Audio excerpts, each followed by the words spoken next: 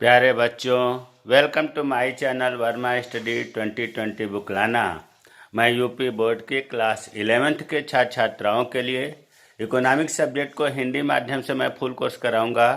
यदि आप full course करना चाहते हैं तो मेरे चैनल को सब्सक्राइब कीजिए और बेल आइकन को प्रेस करना न भूलें, ताकि जो भी वीडियो मैं अपलोड करूं उसका नोटिफिकेशन आपको सबसे पहले मिल सके।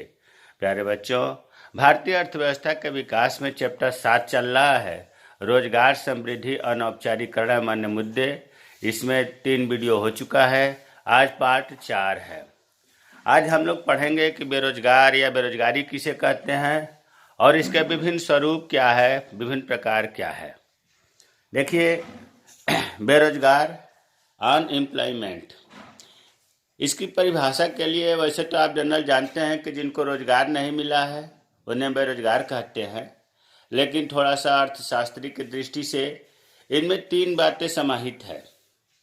कौन कौन सा है?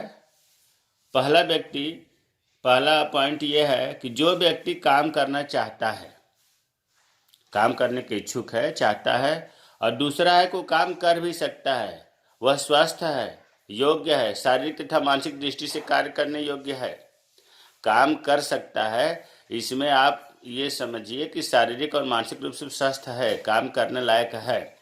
और तीसरा है कि जो बाजार में प्रचलित मजदूरी दर है उस पर वो तैयार है कार्य करने को। अगर कोई व्यक्ति है इन तीनों चीज उस पर है, मतलब काम करना चाहता है और काम कर भी सकता है, प्रचलित मजदूरी पर कार्य करने को तैयार भी है, लेकिन उसे कार्य न मिले, तो हम कहेंगे कि वह व्यक्ति बेरोजगार है। वह व्यक्ति बेरोजगार है, अनएम्प्लॉयमेंट है। दूसरे शब्दों में हम ये कह सकते हैं कि पूर्ण रोजगार के अभाव की स्थिति को बेरोजगारी कहते हैं। भाई रोजगार नहीं है उस पर, तो हम ये कह सकते हैं कि वो बेरोजगारी की स्थिति में है। बेरोजगार उस व्यक्ति को कहा जा रहा है और बेरोजगारी उस स्थिति को कहा जा रहा है। बहुत ज़्यादा इसमें कन्फ्यूजन नहीं होना चाहिए। तो बेरोजगार की परिभाषा इन्हीं 3 पॉइंटों से आप मिला देंगे तो बन जाएगा। तो सीधी सी ये बात है कि बेरोजगार उस व्यक्ति को कहा जाता है जो बाजार में प्रचलित मजदूरी पर करना तो चाहता है, लेकिन उसे काम नहीं मिल पा रहा है। और बेरोजगारी की परिभाषा जो है हर देश का अलग अलग है। अपने यहाँ भारत की परिभाषा तो यह है कि प्रचलित मजदूरी पर कार्य करने को तैयार हो और काम करना चाहता हो, तो उसे हम बेरोजगार कहेंगे। लेकिन अमेरिका की जैसे बात करें तो अमेरिका में बेरोजगारी की परिभाषा अलग है। वहाँ क्या है कि यदि किसी व्यक्ति को उसकी क्वालिफिकेशन के हिसाब से, योग्यता के हिसाब से नौकरी नहीं मिलती है तो उसे बेरोजगार माना जाता है। अमेरिका में बेरोजगारी की परिभाषा है यदि किसी व्यक्ति को उसके क्वालिफिकेशन के हिसाब से या क्वालिफिकेशन के आधार पर उसके अनुकूल, उसके अनुरूप अगर नौकरी नहीं मिलती है तो वो बेरोजगार कहा जाता है। प्रोफेसर कीन्स एक बहुत बड़े अर्थशास्त्री थे। उन्होंने तो इतना तक कहा था कि जितनी भी समस्या है हमारे देश की अर्थव्यवस्था की, उसमें सबसे बड़ी समस्या बेरोजगारी की है। अगर जो बेरोजगार है उसे कोई काम नहीं मिलता है तो सरकार को गड्ढे खुदवाना चाहिए, उसे भरवाना चाहिए। ऐसा करने से क्या फ़ायदा है? किन्स मानते हैं कि ऐसा करने से बेरोजगार लोग भले ही कोई उत्पादक कार्य नहीं करें, लेकिन अनुत्पादक कार्य भी तो नहीं करेंगे। और जब वो खाली रहेंगे, बेरोजगार रहेंगे, तो तमाम प्रकार के अनुत्पादक कार्य, चोरी, डकैती, झगड़ा, खुराफाती कार्य करेंगे। तो प्रोफेसर किन्स ने कहा था कि जब उनसे गड्ढा खुदवाया जाएगा और भरवाया जाएगा तो कम से कम वो अनुत्पादक कार्य नहीं करेंगे और देश में वस्तु और सेवाओं की मांग बनी रहेगी, जिससे देश में औद्योगिक विकास होता रहेगा। तो प्रोफेसर किन्स ने सबसे बड़ी समस्या बेरोजगारी को बताया था। अब प्यारे बच्चों, आपने जैसा परिभाषा समझा कि जो व्यक्ति काम करना चाहता है प्रचलित मजदूरी पर और काम उसे नहीं मिल पा रहा है तो उसे हम बेरोजगार या बेरोजगारी कहते हैं। तो इस परिभाषा के आधार पर बेरोजगारी को 2 भागों में बांटा गया है, ऐच्छिक बेरोजगारी अनैच्छिक बेरोजगारी। अनैच्छिक बेरोजगारी को खुली बेरोजगारी भी कहते हैं। ऐच्छिक बेरोजगारी का अंग्रेजी है वॉलंटरी अनएम्प्लॉयमेंट। अनैच्छिक बेरोजगारी को इनवॉलंटरी एम्प्लॉयमेंट और खुली बेरोजगारी का हुआ ओपन अनएम्प्लॉयमेंट। अब देखिए, जो अभी आपने बेरोजगारी की परिभाषा या बेरोजगार का परिभाषा आपने ऊपर पढ़ा, वही चीज़ है अनैच्छिक बेरोजगारी। अनैच्छिक बेरोजगारी में वही परिभाषा आएगा। भाई सीधी सी बात है कि उसके अंदर इच्छा है कार्य करने को और काम करने के लिए उसके पास योग्यता भी है, प्रचलित मजदूरी पर तैयार भी है, फिर भी कार्य न मिले तो उसे ही हम कहेंगे अनैच्छिक बेरोजगारी। जो ऊपर बेरोजगार का परिभाषा बताया गया है वही परिभाषा अनैच्छिक बेरोजगारी का भी है, क्योंकि इच्छा है लेकिन उसे कार्य नहीं मिल रहा है, तो क्या कहेंगे? अनैच्छिक बेरोजगारी। इसका अपोजिट ऐच्छिक बेरोजगारी, वो इच्छा से बेरोजगार है। इच्छा से बेरोजगार का मतलब ये हुआ, ऐच्छिक बेरोजगारी का मतलब ये हुआ कि वो ऐसा व्यक्ति जो काम करने के योग्य तो है, अभी जो परिभाषा बताए हैं ऊपर 3 पॉइंट, काम करना चाहता है, काम कर सकता है और प्रचलित मजदूरी पर कार्य करने को तैयार हो। इसका ठीक उल्टा मतलब ऐसा व्यक्ति जो काम करने के योग्य होते हुए भी बाजार में प्रचलित मजदूरी दर पर काम करने को तैयार नहीं है। उसे कार्य मिल रहा है लेकिन जो प्रचलित मजदूरी है उस पर वो तैयार नहीं हो रहा है। वो ये कह रहा है कि मैं प्रधानमंत्री बनूंगा तब कार्य करूंगा, तो गवर्नमेंट क्या कहती है? चल हट, तुझे बेरोजगारी में नहीं गिना जाएगा। तो कहने का मतलब ऐच्छिक बेरोजगारी का मतलब कि वो इच्छा से बेरोजगार है, कार्य उसे मिल रहा है लेकिन वो प्रचलित मजदूरी दर पर काम करने को तैयार नहीं है, जबकि स्वस्थ भी है, करने लायक भी है। इसका मतलब कि वह ज़्यादा मजदूरी की मांग कर रहा है, जो उसे न मिल रहा है न काम कर रहा है, तो वो बेरोजगार है। तो ऐसे बेरोजगार को ऐच्छिक बेरोजगारी कहते हैं। ऐच्छिक बेरोजगारी 3 तरह की होती है, मतलब 3 कारणों से उत्पन्न होती है। एक तो वो व्यक्ति जो आलसी है या कमज़ोर होने के कारण काम करना पसंद नहीं करते, जैसे भिखारी है, साधु है। ये क्या है? काम कमज़ोर होने के कारण और आलसी होने के कारण भीख मांग का काम चला लेते हैं लेकिन कार्य करना पसंद नहीं करते, जबकि कार्य करने में सक्षम हैं, स्वस्थ हैं। तो एक तो ऐच्छिक बेरोजगारी इससे उत्पन्न होती है। दूसरा, कुछ व्यक्ति धनी होने के कारण पैतृक संपत्ति उन पर है ज़्यादा, उन पर पैसे ज़्यादा है, इस वजह से वो कार्य करने की आवश्यकता नहीं समझते। तो ऐच्छिक बेरोजगारी का दूसरा कारण धनी होने का कारण है। तीसरा है, कुछ व्यक्ति उदासीन प्रकृति के होते हैं। कुछ जो है उदासीन का मतलब न्यूट्रल से है, अर्थात देर तक सो करके उठना। अब कहीं ड्यूटी करेगा, कहीं काम करेगा तो देर तक तो सो नहीं पाएगा, देर तक टीवी देखना, लेकिन कार्य के प्रति उदासीन रहना, कार्य करने में उसका मन न लगना। तो ये 3 कारण जो है ऐच्छिक बेरोजगारी की उत्पत्ति करती है। तो ऐच्छिक बेरोजगारी हो गया। अनैच्छिक बेरोजगारी, जैसे अभी ऊपर हमने परिभाषा बताया था कि इसमें जो है उसकी इच्छा नहीं है बेरोजगार रहने की, लेकिन मजबूरी में उसे काम नहीं मिल रहा है, तो इसकी परिभाषा यहाँ हमने लिख दिया है कि जब स्वस्थ, योग्य एवं काम के इच्छुक व्यक्तियों को बाजार में प्रचलित मजदूरी दर पर काम नहीं मिल रहा है तो उसे अनैच्छिक बेरोजगारी कहते हैं।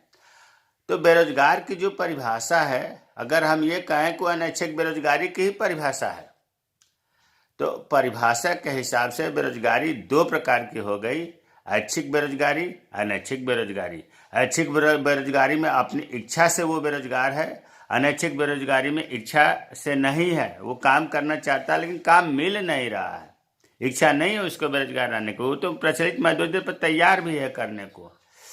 तो ये मुख्य रूप से 2 प्रकार रहा, लेकिन इसके बाद भी बेरोजगारी के और भी प्रकार हैं। अब आप इसको कैसे लिखेंगे? जो ऊपर 2 बताया गया तो इसमें जोड़ लें, या वो परिभाषा के आधार पर बेरोजगारी का वर्गीकरण, या ऐसे कहिए कि बेरोजगारी का अन्य वर्गीकरण, मतलब वो भी है और ये भी है, आप दोनों को मिला भी सकते हैं।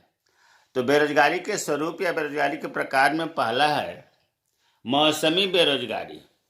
अंग्रेजी में बोलते हैं सीजनल अनएम्प्लॉयमेंट। आप देखे होंगे कि कुछ लोग ऐसे होते हैं कि जैसे कंपनी में कोई काम कर रहे हैं और जैसे ही बारिश होता है घर आ जाते हैं, क्या हुआ भाई, तो कंपनी बंद हो गई। तो क्यों? तो उसमें जाड़े के कपड़े बनते थे और अब जाड़ा बीत गया, कंपनी बंद कर दी। आप देखते होंगे गन्ने मिल जब शुरू होता है, चीनी मिल, तो उसमें सीजन में जब गन्ना जाता है तो ढेर सारे कर्मचारी उसमें कार्य करते हैं, और जैसे ही गन्ना समाप्त हो जाता है उन कर्मचारियों को जो अस्थायी श्रमिक है उनकी छुट्टी कर दी जाती है। मतलब सीजन के आधार पर, देखो नाम से ही लग रहा है सीजनल, मतलब सीजन से बेरोजगारी, सीजनल अनएम्प्लॉयमेंट से ही अर्थ समझ में आ रहा है।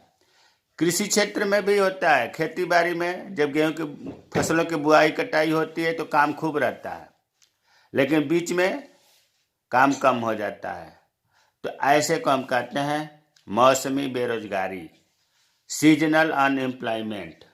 दूसरा होता है छिपी बेरोजगारी या प्रच्छन्न बेरोजगारी, इसी को अदृश्य बेरोजगारी भी कहते हैं।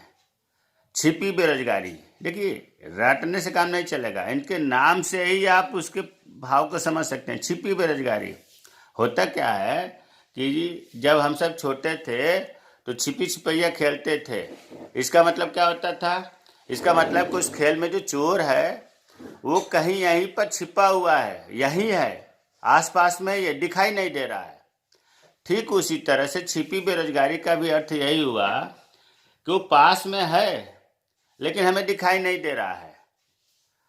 जैसे मान लीजिए कि किसान के पास खेत है और उस खेत में विभिन्न प्रकार के कार्य को करने के लिए 2 लोगों की आवश्यकता है, किंतु उसके परिवार से 5 लोग उसमें कार्य कर रहे हैं, पत्नी, बच्चे, 5 लोग कार्य कर रहे हैं। जरूरत कितने लोगों की थी?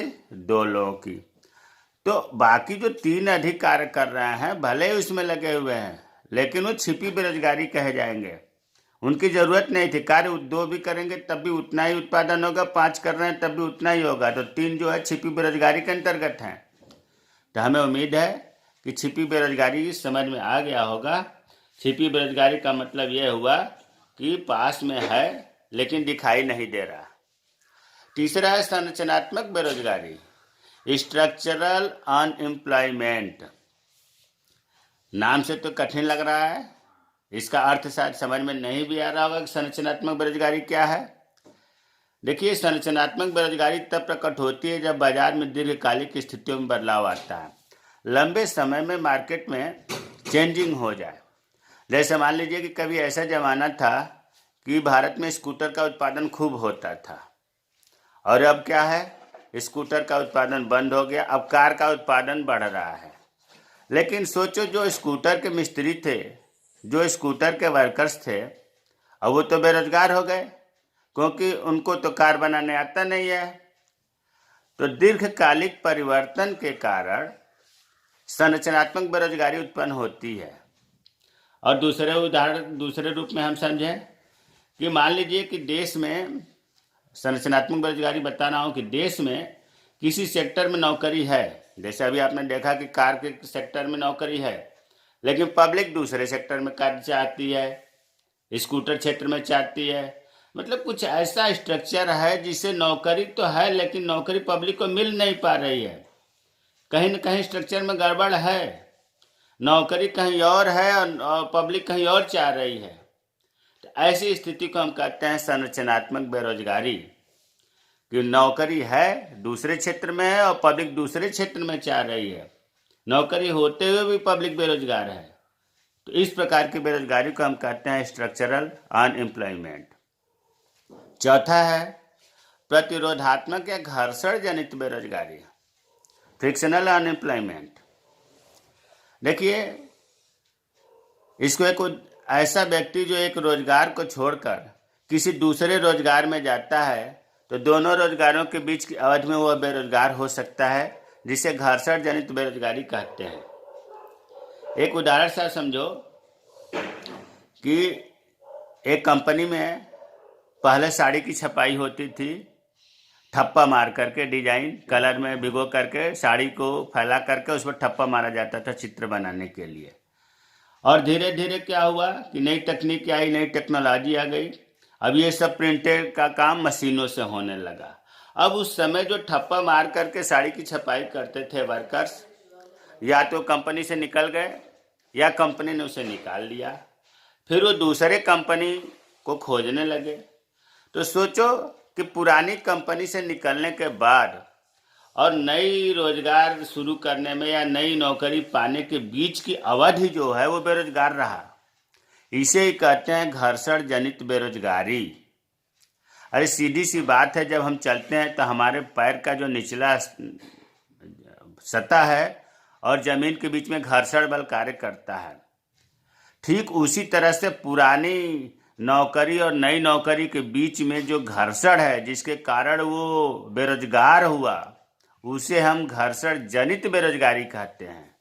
तो हमें उम्मीद है कि घर्षण जनित बेरोजगारी या प्रतिरोधात्मक बेरोजगारी समझ में आ गया होगा। पांचवा है चक्रीय बेरोजगारी, साइक्लिकल अनएम्प्लॉयमेंट। चक्रीय, उतार चढ़ाव, अपने अर्थव्यवस्था में उतार चढ़ाव होता रहता है। जब अर्थव्यवस्था में समृद्धि, कभी ऐसा होता है कि अपने देश में बहुत उत्पादन होने लगता है, रोजगार के नए नए अवसर पैदा होने लगते हैं, तो लोगों को क्या होता है, रोजगार मिलता है। और ठीक उल्टा, कभी ऐसी स्थिति आती है अर्थव्यवस्था में बहुत मंदी का दौर आ जाता है, उत्पादन कम होने लगता है, और जब कम उत्पादन होगा तो कम लोगों की ज़रूरत होगी, बेरोजगारी बढ़ेगी। तो जो ये उतार चढ़ाव है, कभी ऊपर कभी नीचे जो उतार चढ़ाव है, उसके कारण जो बेरोजगारी उत्पन्न होती है उसे हम कहते हैं चक्रीय बेरोजगारी। अभी आप उदाहरण समझिए कि कोरोना काल में बहुत लोग बेरोजगार हो गए। एक छोटा सा उदाहरण लीजिए, किसी परिवार में, समृद्ध परिवार में झाड़ू पोछा करने वाले की काम था, खाना बनाने वाले काम था, कपड़ा प्रेस करने वाले का काम था, सामान रखने वाले का काम था। 4-5 लोगों को रोजगार मिला था। लेकिन जैसे ही मंदी आ गई, जैसे ही अर्थव्यवस्था का मंदी दौर शुरू हो गया, लोगों ने क्या किया, खुद झाड़ू पोछा करने लगे, खुद सामान रखने लगे, खुद प्रेस करने लगे। तो जो काम करते थे, जिनको रोजगार मिला था, वो बेरोजगार हो गए। तो इस प्रकार की बेरोजगारी को हम कहते हैं चक्रीय बेरोजगारी, जो अर्थव्यवस्था के मंदी के दौर के कारण उत्पन्न होती है। छठा है शिक्षित बेरोजगारी। शिक्षित बेरोजगारी, भारत में बहुत भयानक स्थिति उत्पन्न होती जा रही है दिन प्रतिदिन, जिसको हम कह सकते हैं कि बड़ी करुण एवं दयनीय हो गई है शिक्षित बेरोजगारी। गवर्नमेंट शिक्षा का प्रचार प्रसार खूब कर रही है, लेकिन पढ़ने लिखने के बाद नौकरी नहीं मिल रही है, जिसे हम कहते हैं शिक्षित बेरोजगारी। अभी कोई फार्म निकल जाए चपरासी का, चतुर्थ श्रेणी के कर्मचारी का, तो उसमें PhD holder, doctorate degree holder form भरते हैं। क्यों भाई, तुम क्यों भर रहे हो? अरे भूखों मारने से तो अच्छा है कि हम चपरासी का काम कर लें। इतनी बेरोजगारी, शिक्षित बेरोजगारी, इतनी दयनीय स्थिति हो गई है।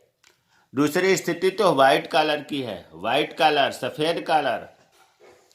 व्हाइट कॉलर का मतलब ये होता है कि मैं इतना पढ़ा लिखा हूँ, मैं छोटा मोटा काम नहीं करूँगा, मैं तो बीए किया हूँ, एमए किया हूँ, मैं सब्जी नहीं बेचूंगा, मैं ठेली नहीं लगाऊंगा, मूंगफली नहीं बेचूंगा।